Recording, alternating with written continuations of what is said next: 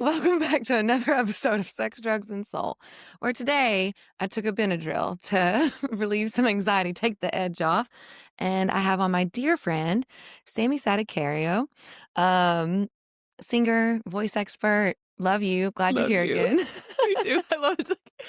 Today's episode of Sex, Drugs, and Soul, sponsored by Yeah. today's drug. Yeah. Benadryl. Yeah. Hey, progress. No. I'm here for, yes, progress. This is what growing up is. Yeah. Earlier I was like beating myself up a little bit because, I did all the things, right? I had talked to my anxiety. I moved, I meditated, and then I'm just like, oh, I still feel like that the little butterfly. I was like, fuck it. Half Benny it is. Looking to see if I got a text message, Because I told you in the bathroom that I'm just kind of navigating like a little bit. I think I'm secure. And then I get into this new getting to know someone stage. And I want to text on, be with them all the time. But no cannonball love bombing this time. All right. So it's like it feels a little rattling, or I just noticed my anxiety coming up a little bit as far as like the communication goes. Healing that anxious attachment, though. And honestly, I think I was more disorganized because sometimes I'm like not anxious about it. You're definitely sometimes avoiding. Yeah, no for doubt. sure. So, At least in the time I've known you. Mm-hmm. No, that tracks. Like, I think about one of the relationships where I ran, or I felt like I was partially running. I was partially like coming back to Austin for me and like taking care of myself, but then also, I had my Nikes on. And I really want to put my slippers and stay. And so it's just new. That brings tears to my eyes. I don't know why. Blame it on the Benadryl. Blame it on the Benadryl. So we talked about maybe talking about some things about being in the messy middle. Yeah, we brought up in the messy middle. As it pertains to relationships or our creative endeavors that we like long for or are pursuing. But first I want to ask you, like, what's turning you on right now in life? I've been so excited to answer this question, Kristen, because we've been friends for going on 4 years and you've seen me in so many ups and downs. And so what's turning me on right now, Kristen? Well, your favorite Jewish friend is getting real turned on by Jesus.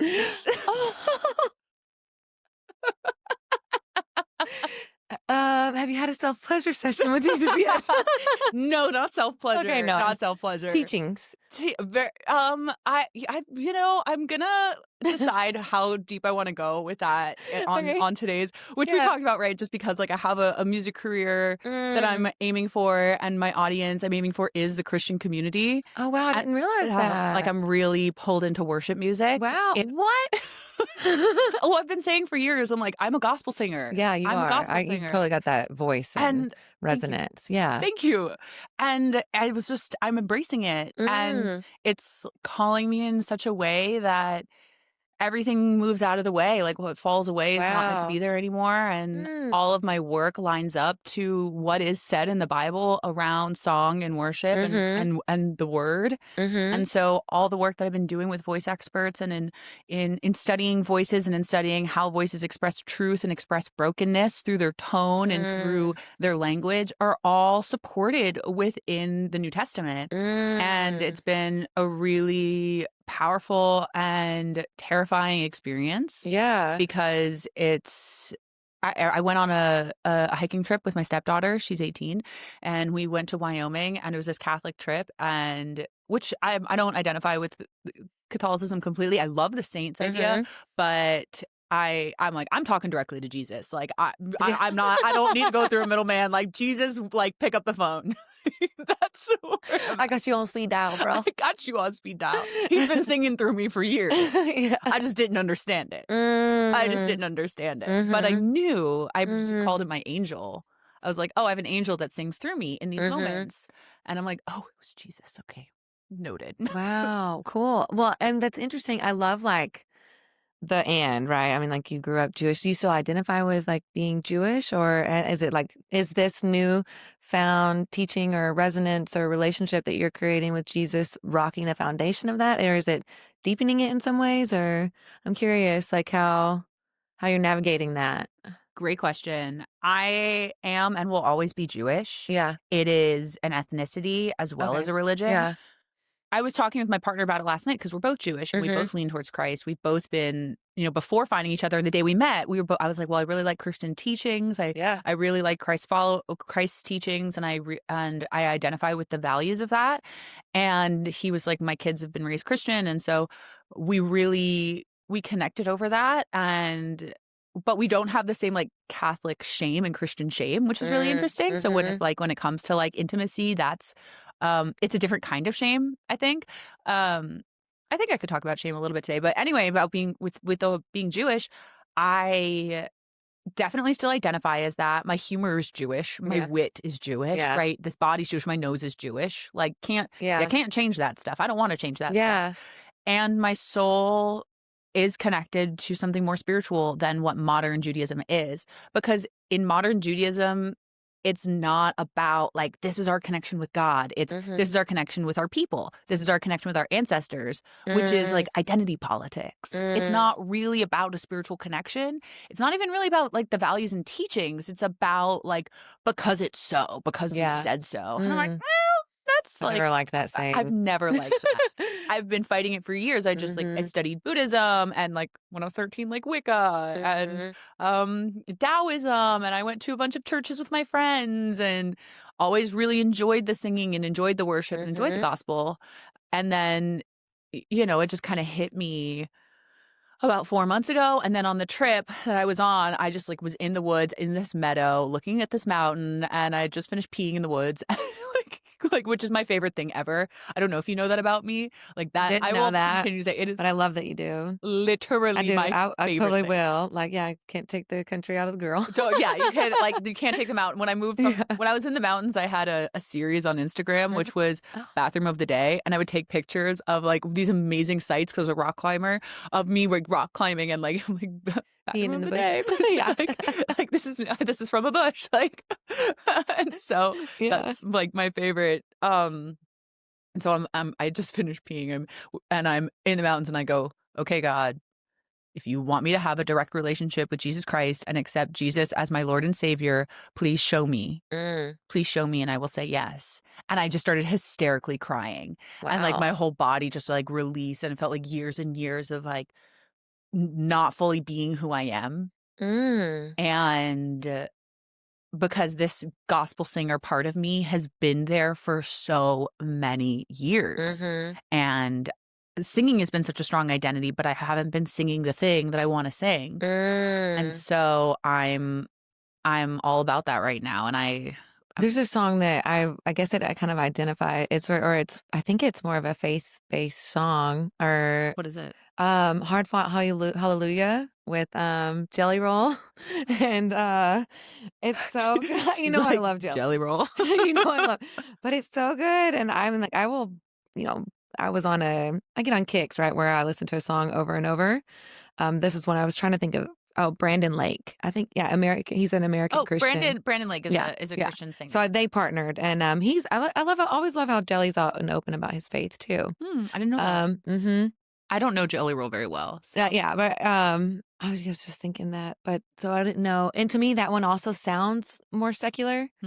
So I didn't know, like, where do you see yourself kind of navigating more gospel style, like old hymns, or is it like kind of new or blending the two? Maybe you're going to go to that. I'm in the messy middle. Oh, I'm in the messy middle. Perfect. Great. I'm in the messy middle. Right? Yeah. Like I'm sitting down, and what's cool is because I'm like going to church and listening to worship music and then coming home and like learning whatever song that felt strong to me on the piano. And now my piano's getting better. Wow. And like that's been years and years of practice and not getting any further. And now my piano's like, oh, I just played that whole thing. Okay, I just did that. And so like last night I started, right now the songs that are coming out, they're truthful. They're Jesus, are you real? Is this really the path I'm meant to go down? They tell me that you'll set me free. Is that true? And so it's really like asking those questions. That's the part of it that I'm in. So that's really lovely because, when I look 5 years into the future, it's going to be a completely different relationship with this. But right now it's in this, like, is this real? Please show me. Yeah. Only you're getting the text messages that you want. It's like a new relationship, right? Oh, yeah. You're like, I was just making a joke. No, I think this is beautiful. And this is totally not where I saw You us. had no idea. Had no idea. I was like, I won't tell you what I want to talk about. I love this. And because for me, it like brings in a different flavor of soul and spirituality. And I just started reading not too long ago, the Gospel of Thomas. So I'm getting more into the teachings of Jesus, because it's different than like the brimstone, fire and brimstone that I grew up with in some aspects. In some aspects, I had different outlook or perception. So it's like, yeah, I'm revisiting it, but at a slower pace, I think. And also having self-pleasure sessions. Yeah. Yeah. But I was listening to this pastor, this very famous pastor with my partner. What is his name? I know his name, but it's not. It'll come up like later. Yeah. And I'll be like, Derek Prince, very famous pastor. He was a British intellectual scholar and then became a Pentecostal pastor, which is like really random. And he was talking about, he's like, sex is good, sex is holy. And my partner were like, well, if you don't say, let's do that, right? So, but I think it's just like about the intent. But I mean, I don't necessarily have I do have strong opinions on it because of my past and my history. And like, we didn't even grow up with I remember my mom saying like sex is about. I never heard like sex is sacred. That was never something that came to me. And so I didn't grow up that way. And it wasn't until I grew up and went through some things and I went, wait, what if I do want one person? What if I do want to move in that direction? What if I do want to like create a relationship with myself, with somebody else, rather than like having it in a bunch of different directions, which is my past. But even now, I've been in a relationship for a year. We live together. Like we've got like a promise ring made, and I'm rediscovering, okay, but now who am I again? Who am I in this relationship? Who am I? How do I take care of me first? And I think really that's hard. important, like to take care of like yourself and nourish yourself, to not lose yourself completely in the relationship or kids or whatever like the other circumstances are. I'm talking about you, but also like moms too. I think it's very important to like do those things or have like your own life, and it enriches the relationship by taking it, bringing it back to the relationship too. It's hard. Yeah. It's messy, if I dare say. It's messy. Well, it's kind of cool that y'all are going on that journey together too. Yeah, we are. We make music together. So we've been working on this cover song that he made into this really beautiful. Have you seen Severance? Did you watch that Severance? No, I wrote it It's a TV show that like got really, really big in the past 6 months. And the final song of it is the song Windmills of Your Mind, which is like round, like a circle in a spiral, like a wheel within a wheel. It's the windmills of your mind. And so he was like, we need to create this song. And we've worked on it. We've done it. Dear audience, I've sung this song well over 350 times. Wow. And it's just like not right yet. And I looked at him yesterday. I was like, I will do my best to make this song work, but I don't want to sing about this stuff anymore. I want to sing about God. Oh, wow. And I'm done singing about the dark things right now. It's been years and years. Well, I think I've seen some things that you posted about how music can, what is it? Not hypnotize, but entrain us. And that's why sometimes, even though I love some of these songs, I don't default to them because I'm like, I don't want to repeat that over and over in my mind and get in a groove. It's like, I know it can be a release or feel seen in a certain way, right? But at the same time, I want to sing something that's gonna uplift me, or raise my spirits, or in a different way, not get me trapped into some lower vibration or frequency, or like repeating a certain track. Yeah, I think I've thought about this a lot because as I've started bringing that into the conversation in my social media with my audience of, hey, pay attention to the music you're listening to because it could be, I made a YouTube episode about it. Is it healing or hurting you? I think it is important to have the songs where we release, but once you have that release, what are you filling it with? Like what? And that's how healing works. It's like we need to, yes, let go. We need to release the anger, but then we do need to fill it with something else. And so are you going to refill it with more anger? Yeah. Or are you going to refill it with sadness? Or are you going to refill it with joy and hope? And it's okay. You can't go straight to the joy and hope because you still need to release the anger. It's not about like, you know, there's no spiritual bypassing here. Yeah. We are human beings. Yeah. But full spectrum of emotions. Full spectrum. But that is I think that is something I'm like working through, and how do I, in my leadership and in the conversations that I bring to the table, teach about, because I am starting to advocate for, hey, our music is really hurting us. The music on our radio is pretty dangerous, and it's creating a lot of the sickness that we're seeing in the world because our cells are not getting the worship that they need. Like, we are, as human beings, we are, and I'm sure you've heard this, but you know, your audience hasn't, but like as human beings, our primal form of release and medicine is singing and dancing. Like, that's it. Food, singing, dancing, sex. Like, that's what we did as, like, around a campfire, right? Okay, our food system's dead. Our sex is, you know, not the sacred thing that it was, right? Or that's not necessarily true, but you know, where we are in society, like, that's a huge part of the conversation you have here, right? Okay, our singing and our dancing, like, what is that too? And the music on the radio tuned to 440 hertz is really damaging to our cells, and it's supposed to be tuned to frequencies that call in God. Yeah, and you read my mind. I was going to ask you, I was like, what frequency is it tuned to? That 440 hertz. Yeah.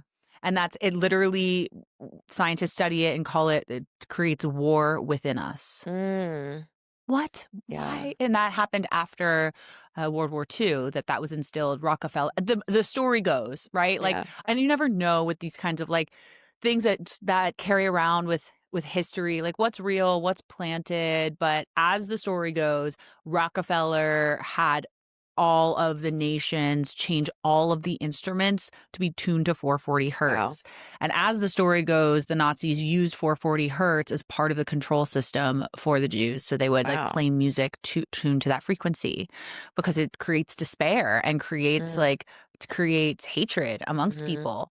And when you listen to the same song at 440 versus like 532, it's a completely different experience. I'm like, is that the ideal frequency? You say 532 or 432? I think 532 is to, I don't have the others memorized. I think 532 is to the heart. Okay. 432 is also is a good one to be near 440 hertz. Funny enough, auto tune can't work with any other frequency other than 440. So we have like these tools, and you cannot use them. Interesting. So it's pretty fascinating. It does like speak into something that makes you go ask more questions. And I don't know if I told you this is actually in your apartment.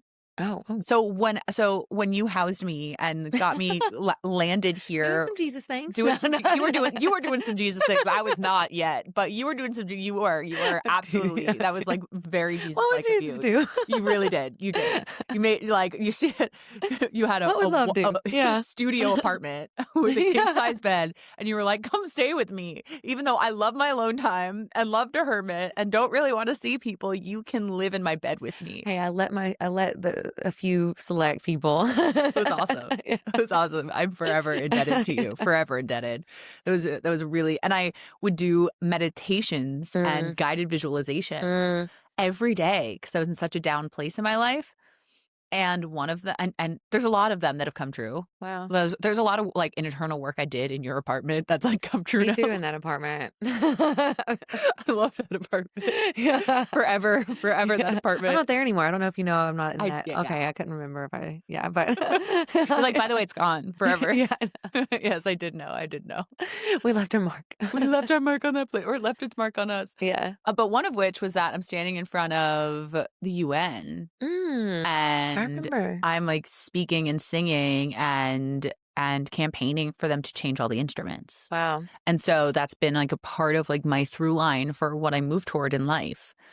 And so that's like a vision that I'm like, all right, that's a North Star. Yeah, I love that. So I think it's still important to have those North Stars, even in like, especially in maybe the messy middle, right?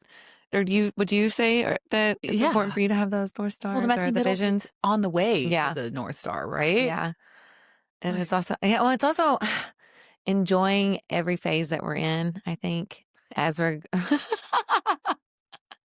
But I mean, no, because I thought about this one day. I was somewhere, I don't know whether, probably in bed or hanging out. But I was like, savor this. You're gonna miss this one day, you know. And like when I think about getting to like the vision that I hold, I would miss like the certain aspects, or you know, the slow time, or whatever it is, right?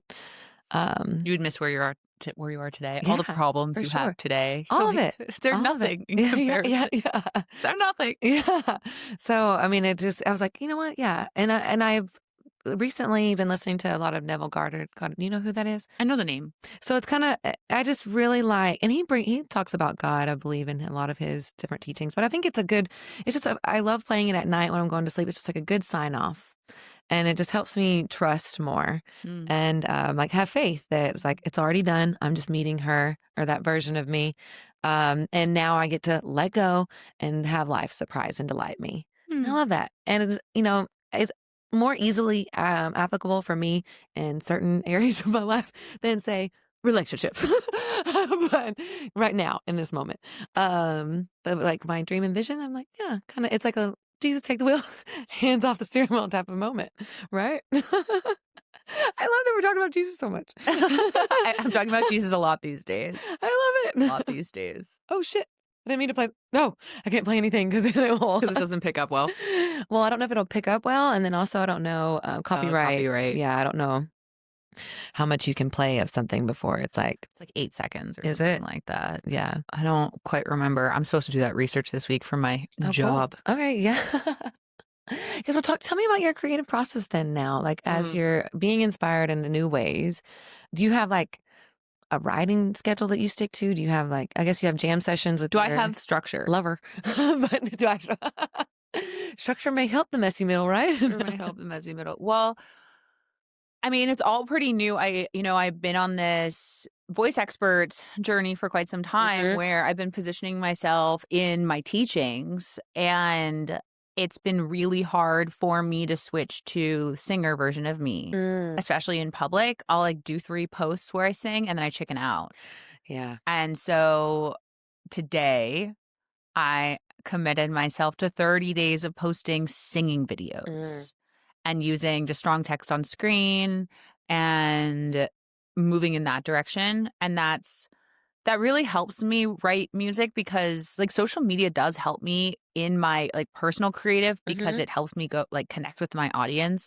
Because I always write from an audience. Like I feel like I'm pulling from the future. I feel like I'm pulling from a connection with people, because I've been a stage performer my whole life. You know, I've been performing on stage.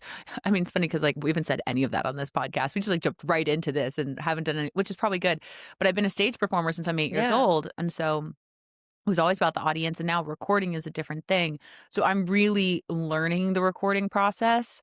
It's really hard. It's really humbling. Nothing is finished. But yesterday I recorded doing a cover of what's the song?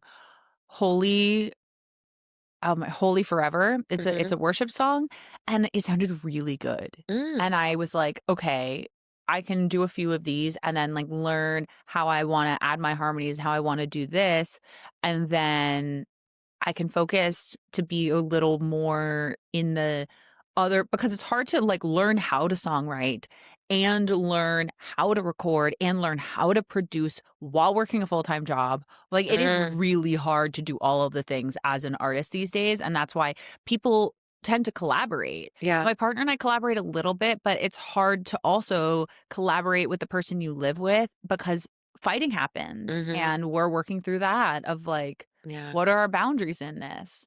And so I'm like, I was telling you earlier, I really want to go to Nashville and just pay for a few sessions and be like, just for the learning experience of what does this look like? How do people interact like this? If I bring this part of the song, how can this person help bring this next thing out of me? And then how much can I do on my own?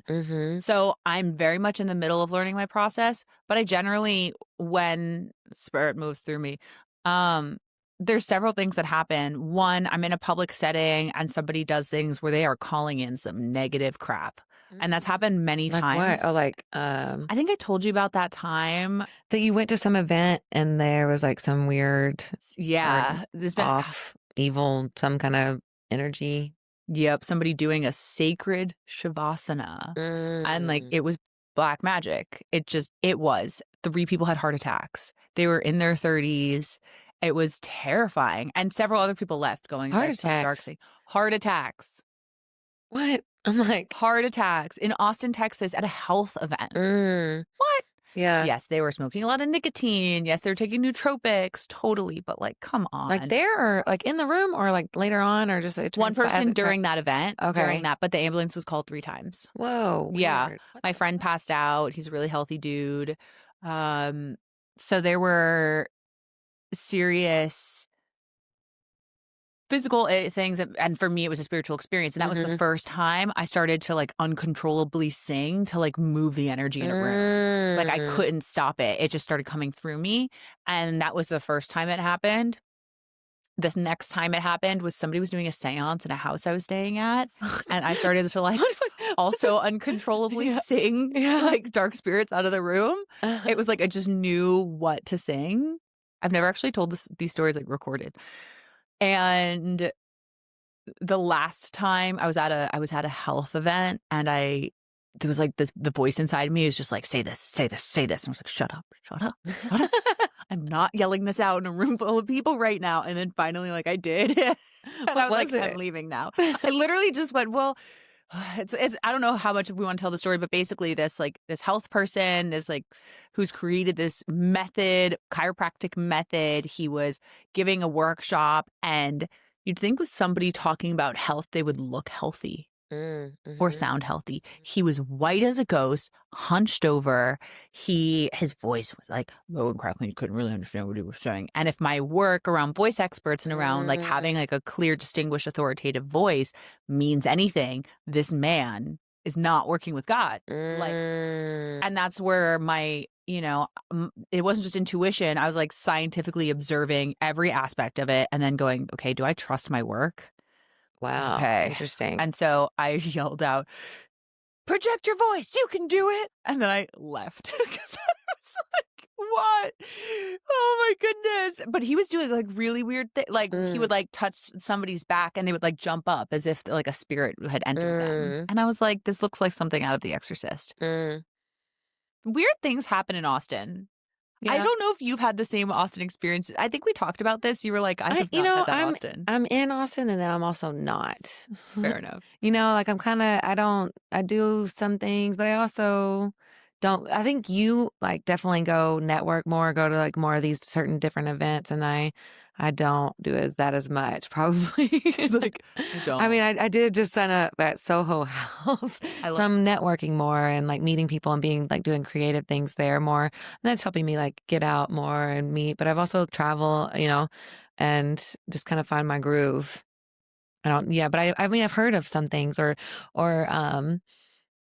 some of the, whether it's pretense in the Austin spiritual community or like, I've heard of some weird shit. I just haven't experienced it firsthand. That's probably good. You're probably just protected. Good. Yay. God is protected and supported. That has always been like one of my mantra affirmations that I repeat. I've also like my daily reading, most of the days has like a little scripture. So it's been an interesting blend for me of like scripture and the lessons or teachings, and then also mysticism, or like blending that with like power of my mind and all this. I don't know, I've been loving it, so I'm interested in chatting more about that. And also I'm curious, I've always, you're talking about navigating those different aspects of songwriting or creation or collaborating on certain things. That's not my experience I've ever seen of you. Like every time or when I've like co-wrote something with you, or we just had that jam session, it just seemed like the words just came out of you like so easily, like just flew onto the page. And so I don't know, maybe I'm a little hard on myself. Yeah, I was like, yeah, because it just seemed like it just was like you're right, natural rhythm. And so I was like, that is not my experience. But I know that we can also be our harshest critic, or like hold ourselves to a higher standard, right? So I think it's beautiful that we can hold ourselves to like what we want to create or put out in the world. Well, it's probably speaking to the same messy middle, right? Yeah. Because I'm like, oh, I'm not at the end product yet. So when I do write, and this is when we wrote a song together, this is what I did, is if I sit at the piano and just play 4 chords, things just come out. Like if someone plays just 4 chords over or whatever it is, like the song writes itself.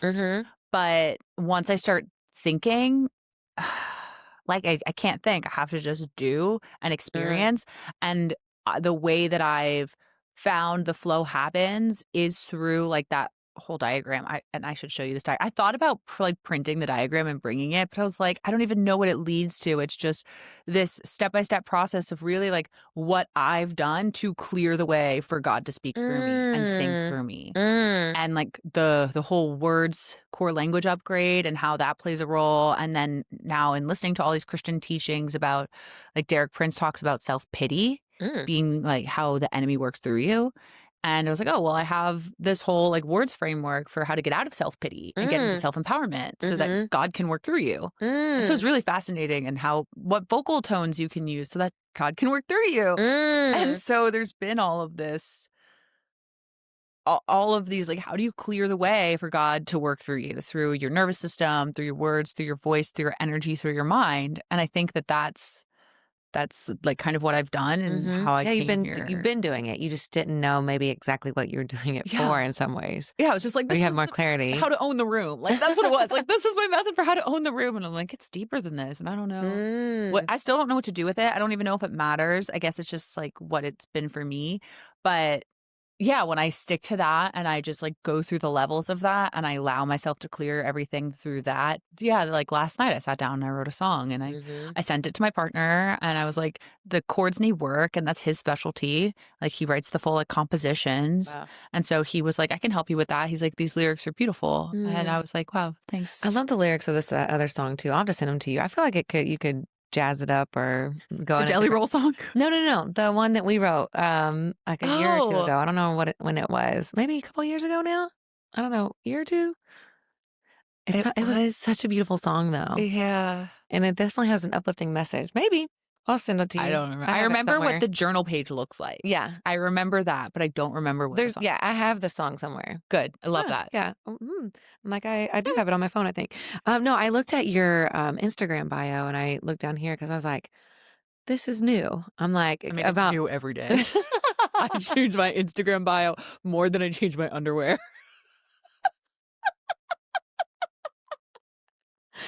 Valid. I would like this one to stay though. I like it. Bridging music, neuroscience, God, and the voice. And I kind of want to, It's changed since then, but we can talk about that. We can talk about that. Okay, well, no, because I'm curious about what you've done to be, is it be a channel or a voice for allow God to come through? Or how, you spoke a little bit earlier about like voice and resonance or tones. And as that pertains for God messages or, communication in that aspect, I would love to kind of like play with some of the body or neuroscience and voice and God. Yeah, I just want to riff on that for a little bit because I think that's pretty cool. I love that. Yeah. Do you want to? I can explain it and we can also like experience it. Both. Is that what you want? Sure. Okay. Sure. So, like we said, like singing is the original medicine, right? Why is that? Like, so singing heals brokenness. There's a science behind that. So neuroscience is catching up to what's in the Bible because that is, from what I understand, it's all over the Bible. Like use like thy tongue is thy sword, right? In Chronicles, which is the Old Testament, I believe, right? So I'm still learning. I'm still learning. It's been a long time since Vacation Bible School. Okay, well, if I misquote, I'm like reading. I'm in Corinthians right now, but. Like that's what Psalms are all. They're all songs, right? They're the songs that King David sang and that Jesus sang, right? Those are the Psalms that Jesus sang because he was a Jew following the Old Testament. And the in Chronicles, I don't remember which lineage of the Jews it was that was like being attacked by someone, right? But they were not able to get help from God until they sang. And so I've been thinking about that whole thing for years. Like, okay, well, singing can literally like raise the vibration. And I'll talk about what that means on a neuroscience level.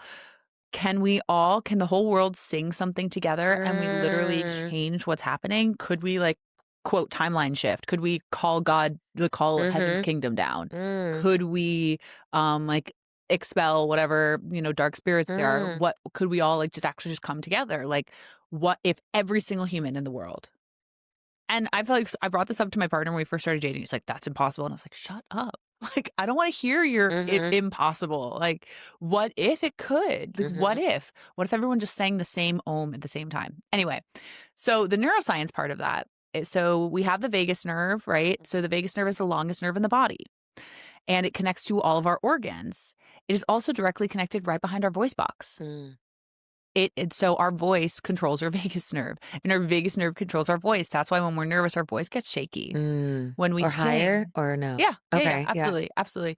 And so when we get nervous or when we're angry, our voice gets affected. When we sing, and this is like what happened when I came to Austin and I started hanging out with like the New Age and the health communities, is they would say, oh, tone your vagus nerve. And I was like, tone? That's a word for sound. Like tone. Well, okay, toning means strengthening your vagus nerve. So singing literally strengthens your vagus nerve. So when we talk about resilience training, people want to talk about mental resilience. The biggest form of resilience is sing every day. Wow. Like, that's it. It's literally, it's written in our nervous system. And then if we recognize, okay, like God made us exactly in his image and exactly as we're supposed to be, well, that's on purpose then. Like, I want you to sing. And then if we get into, quantum physics and quantum theory, right? Energy is neither created nor destroyed. Sorry, this is acoustics, but energy is neither created nor destroyed. Your voice is energy. It is energy that is moving through the air, right? It is energy that comes out of your body and out in front of you. Okay, well, it can slap. Where does it come from then? If it's neither created nor destroyed, where does your voice come from? Well, we could talk about like the physical part, but there is a mysterious part of where our voice comes from. Absolutely a mysterious part. So sure, I would love if a neuroscientist listens to this and wants to send me the science of how the electric pulses go off and then create that other inexplainable part. To me, is that not proof that it comes from God? That it does come from, or a spirit. So recognize, like, where's it coming from, right? Recognize what are you tapping into? You're tapping into something. So what is it? We all are, right? We have a collective consciousness, if you will, or I'm still finding my own interpretation of all of that with like leaving the New Age stuff and then now moving into this next phase of understanding. But there's something to that. I haven't quite figured it out, but I think the Bible does have a lot of the answers in that. Like when we say, like, in the beginning there was the Word, right? Like, not in the beginning there was light. In the beginning there was the Word. And then when we think I think of it blends both. Yeah. Or like, I don't think it has to be like an or, at this path, or, it's like blending the teachings from both for me. Trying to get to the same thing. Yeah. And I'm curious. I lost my question. It'll come back if it needs to come back. Oh, I was thinking of, I don't know if it was a question or comment. Yeah, you're talking about the voice and like, if it can get down to like the neuroscience or the mechanics of how it is created, but they all sound different. Yeah. To me, it's kind of, our voices kind of like snowflakes where, they're super individual and speak to the nervous system or resonance of a person? Well, our voice, so our voice is a full body experience. And that's what's really cool. So your voice resonates throughout your entire body. And that's why you and I, as tall human beings, have these bigger, resonant, lower voices. And somebody who's tiny will have a smaller voice, just like the small string on a guitar versus the large string on a guitar. Our bones are all, and our cartilage and everything is all part of the experience of our voice. I never looked at it like that. Whoa. It's full body experience. Mind blown. That's kind of cool. Wow. Okay, give me more. Well, and it just goes to show like how powerful our voices are, right? So when we're going through something and we want to sing to a certain part of us, like I experience a lot of chronic pain in my body, right? And so I'll hum to those different places and I can reach it. Like I can reach that vibration into above my knee from just like years of practice of the somatic sensations. So when I don't do a lot of one-on-one coaching anymore, I teach workshops. I'm still teaching workshops all over the country, which is great on public speaking. And I'll take that as long as like that keeps finding me, because it's still like spreading the message of your voice matters. And here's how to use your voice in a way that gives you authority without making you sound angry. So everything I've said with the vagus nerve and neuroscience is what I teach my corporate audiences. And I can't talk about God, though, in corporate audiences. No? No, I was called out by a room of female attorneys. They were like, you can't talk about God. Why? I was like, oh, because. Is it because they don't like it, or they don't subscribe to the certain ideology, or is it just we're not going to talk about this to be more PC? What is it? I don't know. I think it's like a corporate thing. Corporate culture? Yeah, it's corporate culture. I mean, if I was in a corporate like Christian nonprofit, I could talk about God, right? Which I would love. Yeah. I'm down for that. But like in a lot of the, like I'll just say a lot of my classes are in DC. Okay. Well, it kind of matches. Seems like you're on track there for getting to your UN meeting. Yeah, kind of interesting. There's some things that like line up, but I'm very much in Jesus take the wheel. Like I will. Like I'm not going to assign the meaning or connect those dots. And I'm also not like sending hundreds of emails a day to try to get these gigs. Like I have a full-time job now in the music industry where I'm working. Dope. So I know. So cool. I'm like. I have all these people are like, sounds like you're doing a lot. And I'm like, yeah, but they all connect. They all make sense. They're just, it'll take me longer to get there because I'll leave so much energy. But I'm definitely learning so much and in rooms with people. And it's also a reason why I feel like letting go of the coaching version of me is so important because I'm being asked to show up in the music industry, not in the corporate industry. Yeah, making an impact in a different way. Yeah. And maybe on a bigger scale. Yep. Right? Yeah. Like versus like one-on-one individual, which I love the intimacy and depth that you can have with, dropping in with one person. But if you're going to, can't do one-on-one forever. Yeah. Which is great. To go back to when I start with a client, the first thing we do is start with meditation just to, get tuned in and notice the subtle vibrations of your body. We could try it. Okay, sure. You want to do it? All right. Yeah, I was closing my eyes. Yeah, let's do it. Okay. Just take a nice big inhale. Exhale down. Another one. Inhale through the nose. Exhale through the mouth. Great instincts. Inhale. And then on your next exhale, let out a soft sigh. Clearing out of the way. If you need one more, feel free. And just come to stillness. Breathing in and out of the nose. And begin to notice. Notice your feet and your shoes. Notice where your body meets your clothes. Notice the chair on your body.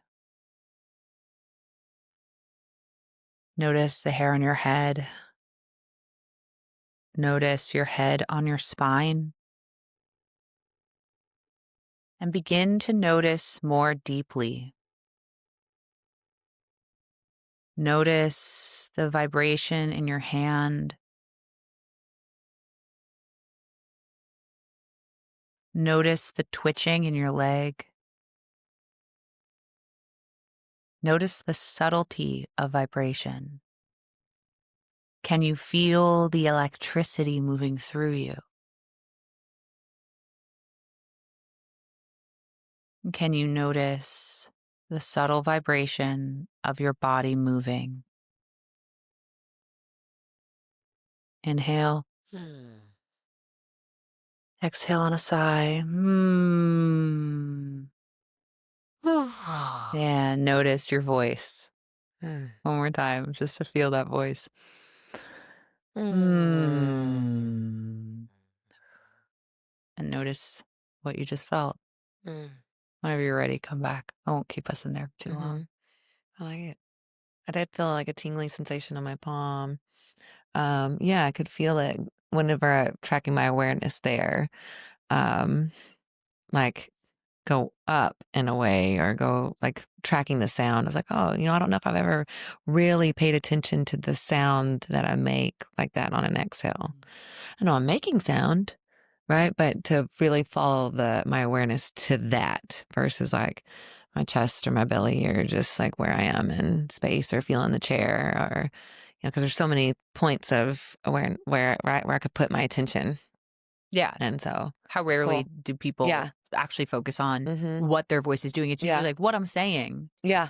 But it's rarely where am I feeling it in my body until you start singing, right? And then you're like, I don't know what I'm doing. Is that the right note? I'm like, don't worry about the note. Notice on where you feel the note. So I'll play the piano and be like, where'd you hear that? When you heard it, where'd you feel it? Great, sing from that place. And 9 times out of 10, people get that. Okay. 9 times out of 10, that's the answer. And it's so much more powerful. Okay. Yeah. I need to do that because I've been singing more like since my. Amazing. It's interesting. Yeah. Amazing. Since my body paint session. Just been singing more. And and I've been loving it. And so on the way here, I was singing something. And I was like, I really liked whenever I did something to the song. Because well, now I'll re-sing it. I'm like, where is my voice coming from? Whenever I sing it like that, because it feels good, and it sounds good to me. But I mean, I don't know how it sounds to others. But I'm like that one, like that. Depends on why you're doing it. If Yeah. you're doing it for you, then it doesn't matter how it sounds to others, right? Yeah. The next step I'm toying with the idea that I would love to write more songs. I mean, you're a beautiful lyrical writer. I would love to write more songs. Yeah. You are. Well, if there's play with anything, let's do it. Let's have a time. Let's come play. You are invited. You're probably one of the only people that invited to our house. But you're invited. I'll make the pilgrimage. Make the pilgrimage up north. Around right? Something like that. Cedar Park? Yeah, north. I won't say that on where I... Oh yeah. Don't be too PC now. It's not about being PC. It's just like knowing, I do work with a lot of famous people now too. Like I work with famous I think people. authenticity though is the deepest resonance. So if it's your truth in the moment or... No, but I don't need to tell people where I live. Yeah, that's true. But I'm just saying, like, I get like catering to an audience and I get the people are gonna feel the resonance or authenticity in your messaging or song or, versus like thinking I've got to tote a certain line. Because I think maybe if they see your humanness or flaws or mess, they're going to resonate with you more because they're not looking to some prescribed thing that doesn't exist. They're looking at a human that has mess and flaws and like, oh, that's relatable. That's what I see in certain things. I don't know. I think that just tracks more. Amen. Yeah. It gives it like a more like holistic to me point of view versus like, just one or the other. It's more that like, but I totally get like in that community too, how it is a certain standard to not talk about certain things, but it's less that it's more that like when you get to a certain level of fame, people will do anything to take you down. And that is true. And not only that, when you get to that certain level of fame, you don't want everyone to know everything about you because then it's called a parasocial relationship where people think they know you because you're famous. So they see you and you don't see them. So it's this like asynchronous relationship. I mean, I wouldn't consider myself famous, but I felt that in just writing my book. Yeah, right. Where it's like, okay, they know a lot of different things. They feel a certain closeness with me that I don't feel with them because of a creative connection or what was written, but they shared or something within the pages, but our relationship hasn't grown or developed to the point. Have you had any like weird moments with that? Yeah, for sure. Definitely. Yeah. Any that you haven't told your audience? No, I mean, just the other day, I think I briefly mentioned it and it might've been taken or construed the video you told me to put text on. It was not a romantic type of relationship or boundaries crossing. It was like a friend asking me for advice, but thinking that we were closer, I think because he had read my book or because my title and podcast has sex in it, there's certain boundaries. I'm like, we're not at that, like it was just it felt like he felt closer to me than I felt closer to him. And it was like also like a pecking thing. Like me getting some type of response out of you is better than nothing at all. And I'm like, that ain't gonna work for me. Nope. Not anymore. Yeah. Not anymore. Boundaries. In that in that aspect. And then dating too. I think some people that have read my book, they're like, oh, I feel like I know so much about you and you don't know much about me. So there's like a little bit of a disimbalance maybe to start something. But I'm like, yeah, you can't. And I don't have lean one way or the other on that as far as like read it, don't read it. Experience me today for sure, because there's a lot that's not in there. And there's been a lot of growth since, it's in the pages. But so I definitely would say like experience me today and like how we want to build our future together versus like think you know me because you read some pages. Well, even just like it's from not the totality. Finishing it to publishing it. And that's after it all already happened. Yeah. Like so much time passes. Yeah, you've grown so much. An interesting little time capsule. And I love it. But very pivotal in my growth. I love your book too. Yeah, just not. But I do get that. So that's interesting.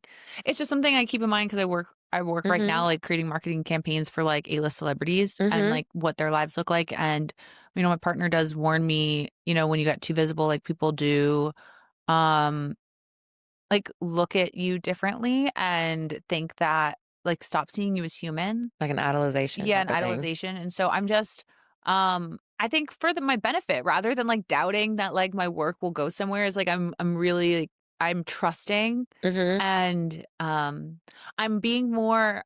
It's not about like I'm not hiding anything. I'm just discerning. being more discerning, more precious, like more precious with what I talk about with my relationship. More, it's a very special relationship. I get that. Like you've met him, like he's a special dude. So just like even we talked about like what he's comfortable with me talking about today and not. Cool. And he's like, I trust you. You have discernment now.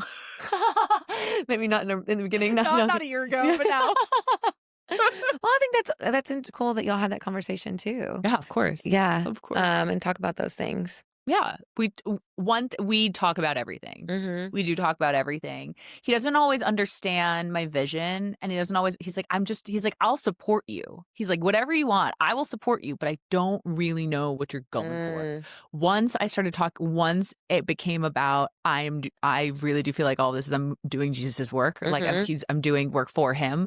He was like, okay, I get it now. Like all of a sudden, and because he was like, is this for your ego? Because he saw all these celebrities. He's from Hollywood, right? Yeah. He thought it was for my. I was like, you it's just not want to be for famous. Yeah, it's not.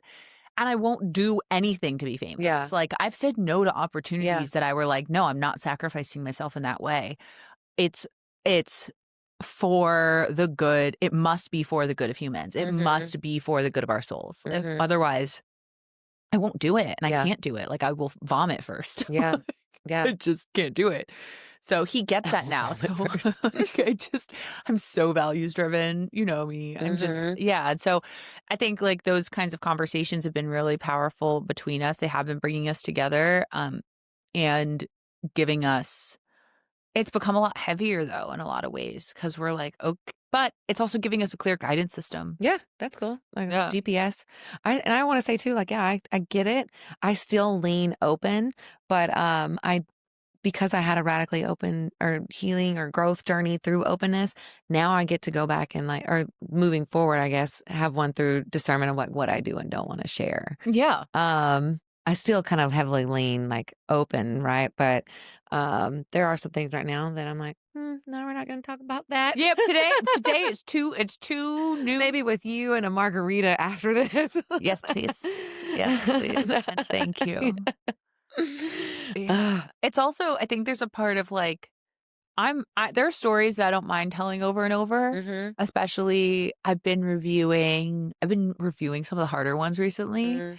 But there's also this like, I wrote a book, right? You've helped me with that book. It's written. It doesn't have a good storyline, but I could take some things out and then it's just like essays and poems. I don't want it to be what I'm known for. Yeah.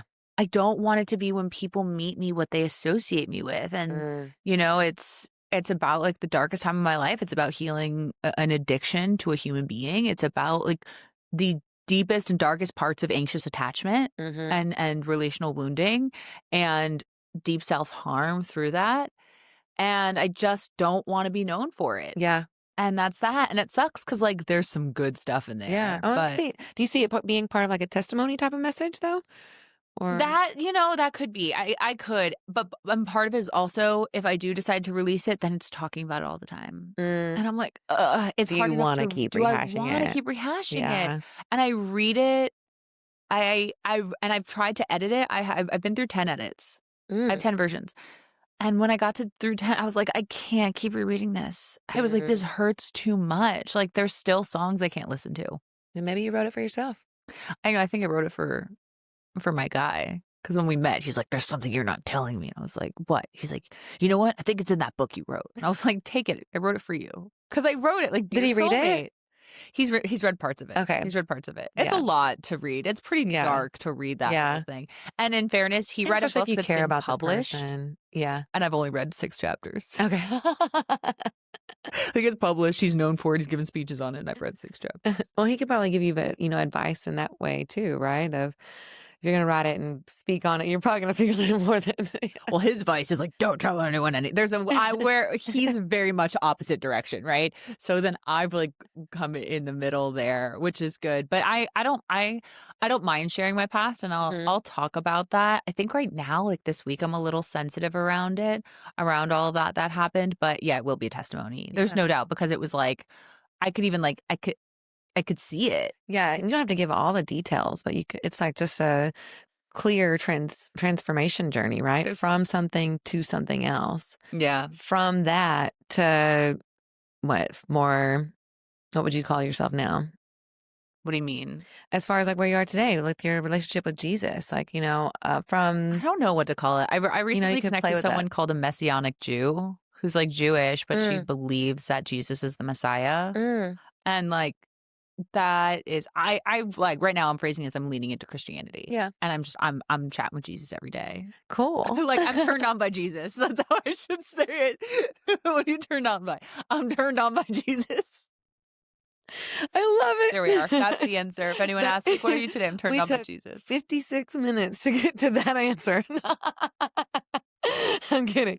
What do you want to drop in the last, like, final wrap up notes, or is there anything? And I can look at my questions too. If there's super something fun? else. Yeah. Let's if you want do to, for something. instance, we'll talk a little about sex, just for a hot sec. So, I talk about how important the voice is and how important singing is when you tone with a partner. Like through moaning, or like being able to calm yourselves down together and allow that to drive you at each other. It's quite yummy. Yum. I'll leave you with that. I want more though. That might be with a margarita. Okay. But it has been a really important thing for us in times of like stress, of like calming down together and humming together. And beautiful. As you begin to somatically feel your voice in different parts of your body, you'll begin to notice how your voice, especially women, because we're so trained to like make noises that go really high, right? But that's actually the opposite. Like your voice, we want it to be lower. Yeah. We want it to be really low. So like the more, and there are, you probably, these people, there are people who are in the sex education community who talk about like having more primal sounds and like sound ugly, sound like an animal, right? That we are animals. Yeah. That's what they call it. Like, what do they call it? The beast with 2 backs. I love that phrase. It took me so long to understand that. And I was like, oh yeah, because it's like 2 backs. It's so good. Still need a visual. Yeah. Okay. Well, once again, margarita. Right. Okay. So like you can and should, and I invite you to like use your voice to sing in those situations. And come closer to yourself and with each other, and allow it to be a moment of worshiping of yourself and each other and your relationship to whoever you pray to or whatever you pray to. Yeah, the divine. Cool. Beautiful. Love it. Leave that there. Yeah. Great note to end on. Like real low. Like go really low somatically. Okay. She's going to do it right now. I felt a tingle. You will. You might. Yeah. You might. Lovely. Thank you, honey. Thanks so much for having me. Yeah, I'll drop all your stuff in the show notes. Perfect. Yeah. Thanks for visiting, friends. Thank you.